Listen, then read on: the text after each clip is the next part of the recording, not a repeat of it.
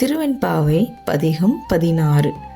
முன்னிக்கடலை சுருக்கி எழுந்துடையால் என்ன திகழ்ந்து எம்மை ஆளுடையால் இட்டிடையின் மின்னிப் பொலிந்து எம்பிராட்டி திருவடிமேல் பொன்னஞ்சிலம்பில் சிலம்பித் திருப்புருவம் எண்ணச் சிலை குலவி நத்தன்மை ஆளுடையால் தண்ணீர் பிரிவிலா எங்கோமான அன்பர்க்கு முன்னியவள் நமக்கு முன் சுரக்கும் இன்னருளே என்ன பொழியாய் மழையேலோர் எம்பாவாய்.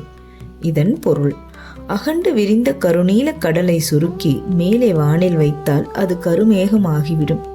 அந்த கருமேகங்கள் எல்லாம் கருமேனி படைத்த அன்னை பார்வதி தேவியாகவே திகழ்கின்றது. அம்மேகத்தில் வெட்டிய மின்னல் அம்பாளின் இடை போல தெரிந்தும் தெரியாமலும் இருக்கின்றதாம். எம்பிராட்டியின் திருவடியில் அணிந்திருக்கும் பொன் சிலம்பின் சத்தம் இடிபோல் முழங்க வானில் தெரியும் வானவில்லோ அம்பாளின் புருவமாக திகழ்கின்றதாம். இவ்வாறு அன்னையை வர்ணித்த மாணிக்கவாசகர் எம்பிரானும் எம்பிராட்டியும் தன் பக்தர்களுக்காக போட்டி போட்டுக்கொண்டு பொழியும் அருளே மழையாக பெய்கின்றது என்கின்றார். தந்தையாக இறைவன் நமக்கு கொடுக்கின்றார், தாயாக இறைவியும் நமக்கு கொடுக்கின்றார். இருந்தும் இறைவன் கொடுப்பது இறைவி வழியாகவே பக்தர்களுக்கு வந்தடையும்.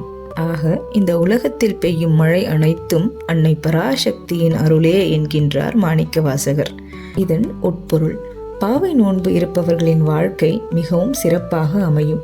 அது மட்டுமில்லாமல் அவர்கள் இருக்கும் இடத்தில் மழை பொழிவும் இருக்கும். நன்கு மழை பெய்தால் நாடு வளமாக இருக்கும். நாடு வளமாக இருந்தால் பஞ்சம் பசி இருக்காது. பஞ்சம் பசி இல்லை என்றால் சண்டைகள் இருக்காது.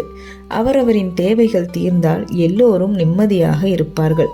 அதனால் தன்னலம் தாண்டி பொதுநலத்திற்காகவும் இப்பாவை விரதம் உதவுகின்றது என்பதே இதன் பொது பொருளாகும். தென்னாட்டுடைய சிவனே போற்றி, எந்நாட்டவர்க்கும் இறைவா போற்றி போற்றி.